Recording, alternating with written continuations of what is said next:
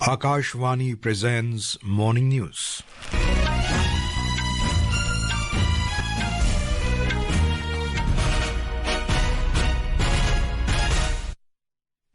Good morning, I'm Abhishek Mukhopadhyay. The headlines. Prime Minister Narendra Modi to dedicate to the nation 2 naval ships and 1 submarine in Mumbai this morning.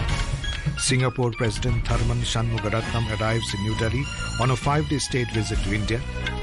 Ministry of Electronics and Information Technology providing multilingual access in 11 languages for seamless communication at Mahakumbh.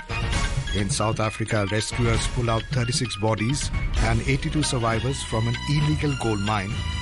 In Kho Kho World Cup, both Indian men's and women's team register massive victories in New Delhi. And in women's cricket, India to aim for a series whitewash against Ireland in the third and final ODI at Rajkot in Gujarat today.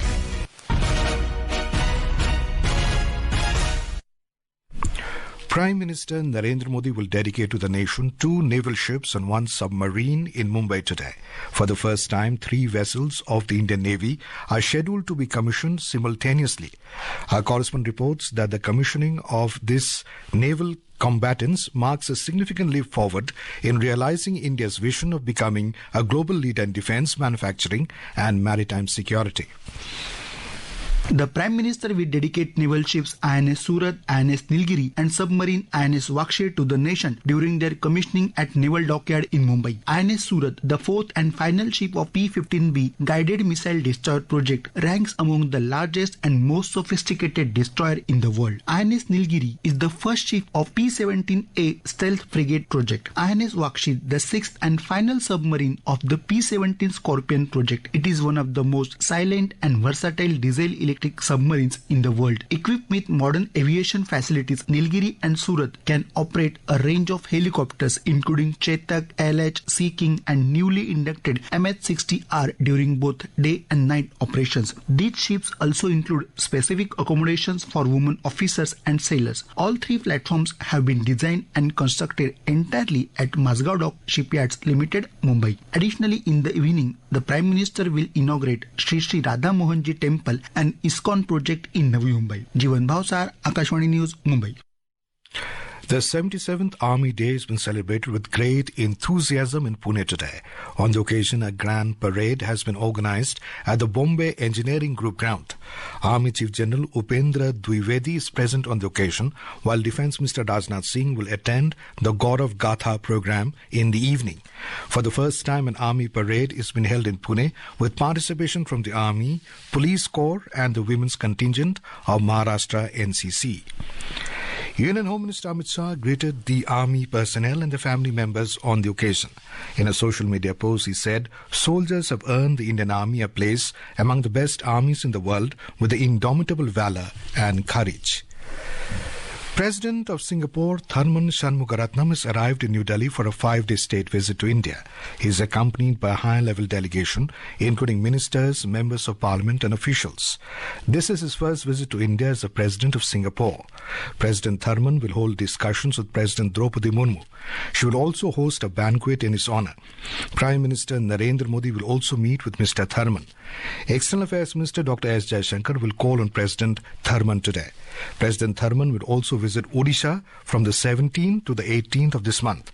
Our correspondent reports India and Singapore have extensive cooperation based on a long tradition of friendship, trust and mutual respect. President Tharman's visit is expected to provide further momentum to bilateral relations between the 2 nations. Now news from the Mahakumbh.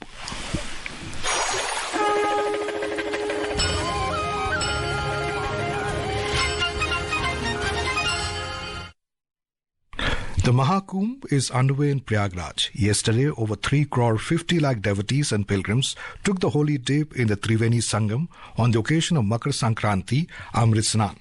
Our correspondent covering the cultural extravaganza reports that the Minister of Electronics and Information Technology has offered technological support at the Mahakumbh with the integration of Bhashini for multilingual accessibility. We have more in this report.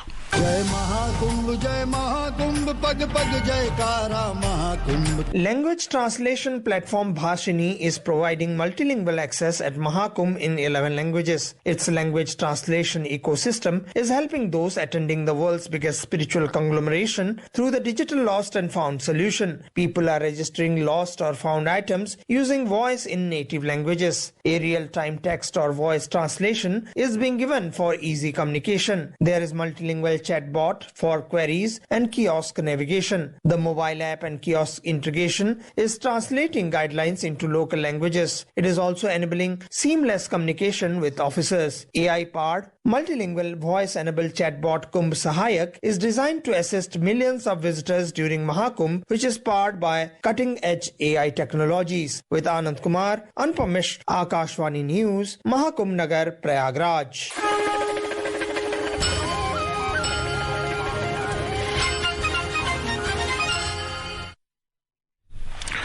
This is Akashvani giving you the news. For quick news updates round the clock, follow us on X handle at AIR News Alerts. And for details of stories and more, log on to our website www.newsonair.gov.in and download News on AIR app. In South Africa, rescuers have pulled out 36 dead bodies and 82 survivors from an illegal gold mine during 2 days of rescue operations. Police said the rescue operations are underway as hundreds could still be underground, but the exact number is unclear. The local authorities have said all 82 survivors will be arrested under charges of illegal mining, trespassing and contravention of the Immigration Act charges.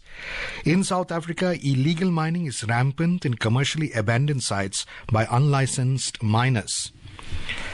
As the nomination process is picking up pace for Delhi Assembly polls, prominent leaders have started hitting the ground to woo the voters. BJP candidate from New Delhi Assembly, Pravesh Verma, is likely to file his nomination, while BJP candidate from Rohini, Vijender Gupta, is also expected to submit his nomination for the Assembly elections today. Aam Aadmi Party leader Manish Sisodia will probably file his nomination from Jangpura Assembly constituency today. Delhi Congress President Devendra Yadav is also expected to file his nomination from Jahangirpuri today. The Congress yesterday released its third list of 16 candidates for the Assembly elections. In the Kho Kho World Cup 2025, India registered a splendid start to the tournament with both men's and women's teams registering massive wins yesterday in New Delhi. We have a detailed report on India's performance in the Kho Kho World Cup and the realm of cricket and football. In the Kho Kho World Cup, Priyanka Ingle-led women's team defeated South Korea by massive 175-18 in their opening match. The win has put them at top of Group A. On the other hand, the men's team under Pratik Vaikar won against Brazil 64-34, emerging at top in Group A after 2 wins. Pratik Vaikar credited team's efforts in coordination for the win. Women's captain Priyanka Ingle said the big win will be a booster for team's morale. In women's cricket, India will look to whitewash the 3-match series against Ireland in the final ODI at Rajkot today. The match is scheduled to start at 11 a.m. IST. In Indian Super League football, Mohammedan SC is set to take on Chennaiyin FC at the Kishore Bharti Kridangan in Kolkata today. The match is scheduled to begin at 7:30 p.m. IST. With Omvesh Upadhyay's report, Manik Sharma, Akashvani News, Delhi. In the Hockey India League match, Team Gonasika have secured the second win.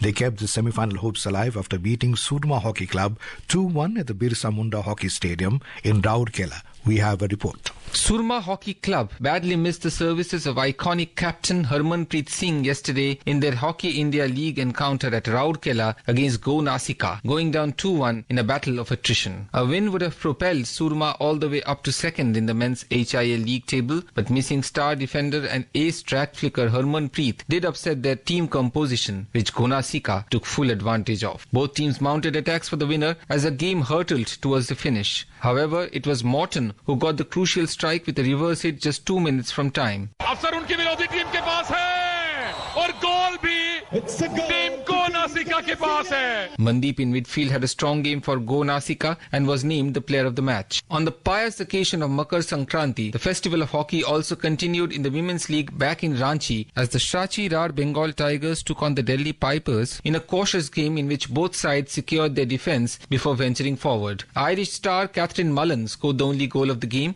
a fine chip over keeper Elodie Picard that came from a counter-attack. Thereafter, the Pipers launched attack after attack, but the resolute Bengal defence held firm for a crucial victory. This is Sharia Chaudhary reporting for Akashvani News. In Women's Hockey India League, Odisha Warriors will face JSW Surma Hockey Club today. The match is scheduled to begin at 6 in the evening. In the Men's Hockey India League, UP Rudras will clash against Srachi Rar Bengal Tigers in Rourkela today. The match will begin at 8:15 this evening. The 10th Ajanta Verul International Film Festival starts today, celebrating global cinema and offering a unique platform for film enthusiasts in the Marathwada region of Maharashtra.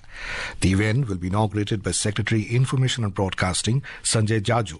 He will also confer the Padma Pani Lifetime Achievement Award on Padma Bhushan Sai Paranj Jape, a distinguished film personality in recognition of exceptional contributions to Indian cinema.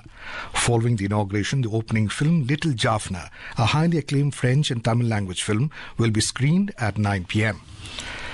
Dense fog and low visibility engulfed the Delhi NCR today, affecting the flight and rail operations. According to Indian Railways, 26 Delhi-bound trains have been delayed by up to 4 hours. These include the Gorakhdham Express, the Sampark Kranti Express, the Shram Shakti Express and the Mahabodhi Express, the Ayodhya Express, the Telangana Express and the Gondwan Express. Meanwhile, several flights also reported delayed due to low visibility at the Indira Gandhi International Airport in the national capital. Passengers advised to check the latest status of the flights and trains before boarding them. The Indian Meteorological Department has forecast thunderstorms accompanied with lightning over Punjab, Haryana, Chandigarh, Delhi and West Uttar Pradesh today. It has also predicted rainfall, snowfall activity over Uttarakhand and Himachal Pradesh for the next 2 days.